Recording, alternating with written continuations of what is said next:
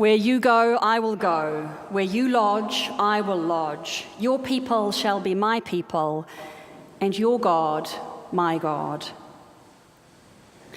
Today, we have the privilege of being witnesses to the commitment of two people, Elle and Heather, as they prepare for their marriage this coming week. Today, we're going to pray with them, affirm God's blessing of them, and send them on their way to get married. They asked for this ceremony to be in the context of our normal Sunday worship so that we can all celebrate as a parish community with them. So that's a real privilege for us. At the heart of this ceremony today is the simple love between two people. Words and prayers repeated pretty much every week in this building as couples come to be married. Words repeated down through the centuries and across every culture, words of love and commitment. And yet today, we are doing something new for our church and newish for our country. Marriage equality is only 6 years old in Aotearoa, New Zealand, and our church has been a bit slow in catching up, and as yet has only agreed to allow for the blessing of a marriage in our churches, not for the marriage itself. Quite what the difference is and how that helps anyone is completely unclear to me, but that's where we're at. But we don't want to dwell on that today. We want to celebrate what we are able to do, which is to affirm God's blessing on a couple who are completely head over heels in love. The words that we'll use today are from the liturgy written for us by our diocese. Using this liturgy connects us with our wider church and affirms that this service now finds its place amongst our authorised services. For Anglicans, that's an important piece, because what we pray together is what we believe. If you ask an Anglican what they believe, they go to our prayer book or our worship services. Lex orandi, lex credendi is an ancient Anglican principle. And the words that we will use today are about love and commitment and faith. In any marriage service, we say that the love of two people shows us something of what God is like. As Paul says in his letter to the Corinthians, love bears all things, believes all things, hopes all things, endures all things. This is the nature of God's love. And this is what we hope and pray for in any marriage. Our readings today give us two examples of the nature of love. From the Old Testament in the book of Ruth, we read the story of Naomi and Ruth. Naomi is Ruth's mother-in-law. Naomi married and had 2 sons, and both sons took wives from outside of the land of Israel, from Moab, where they are forced to travel to live and work and find food because there is a famine. And Moab was considered, an outsider place, a bad place, because that's where foreigners came from.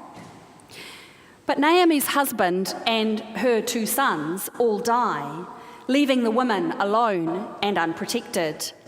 So Naomi says to her 2 daughters-in-laws, our situation is hopeless. You go back to your own people, I'll go back to mine, and maybe we'll find someone to look after us.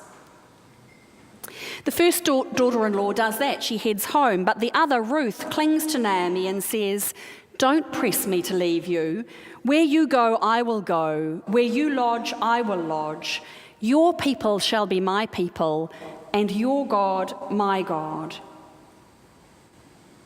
So Ruth is demonstrating loyalty and love to her mother-in-law, but also to the God of her mother-in-law.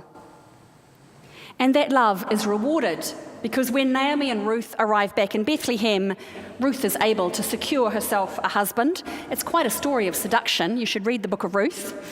And Ruth has a child, and the child will be the grandfather of King David of Israel. The story is set in the time of the Judges, which is about 1100 BC, but it's likely to have been actually written in the time of Ezra and Nehemiah, who wanted to purge Israel of foreigners in around 400 BC. So against the tide of racism and exclusion, Ruth's story is told to show God's preferential love for the outsider, the widow, and the poor. God is seen to bring a foreigner, Ruth, to help establish the line of the kings of Israel. Completely radical and outside of what one would expect in terms of being the norm of how the kings of Israel would be established. They were established by a foreigner coming to live in Bethlehem. It's a story which belongs in today's worldwide debates about immigration and refugees. It's a story which belongs in conversations about who can be loved by whom and who can be examples of devotion and loyalty to us all. A story of the outsider who brought God's love into the midst of the people. Then in our gospel reading, we have Mary Magdalene.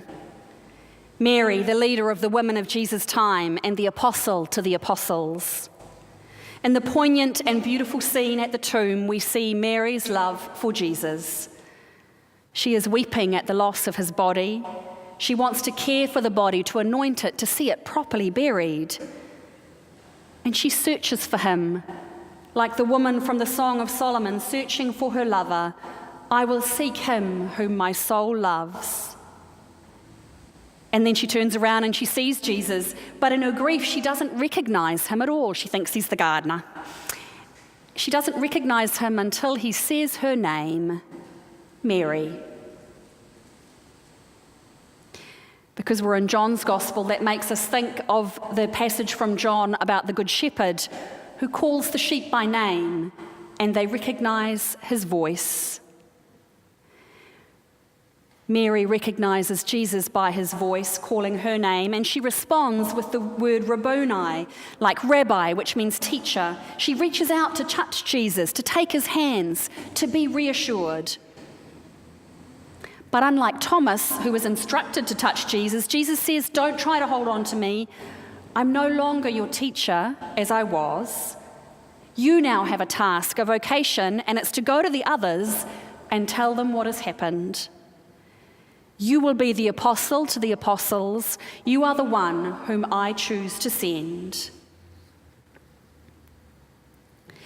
Mary is a disciple and a companion and someone who loved Jesus deeply. And despite the storytelling of Dan Brown's Da Vinci Code and other movies, I don't think Mary was married to Jesus. Some people have argued that she was, and it's quite possible to mount quite a good argument, but I think that diminishes her stature just as much as falsely making her a prostitute did. She did not need to be married to Jesus to have a place in his life.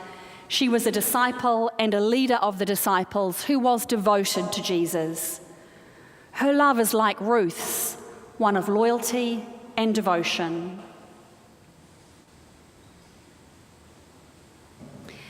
Today, Al and Heather, you are promising to love and care for each other for a lifetime. You are seeking to know each other more deeply and through that love to know God. You can call on the courage and steadfastness of Ruth and the devotion of Mary. This is a moment where you get to reach out and touch each other and find, like Mary, that Jesus is unexpectedly in your midst and in our midst. Vows of marriage are thin places where we get to see God. God embodied in love and hope and joy. God who will walk with us through good times and bad. God who is a God of Easter, of death and of resurrection. We find God in lots of other places too.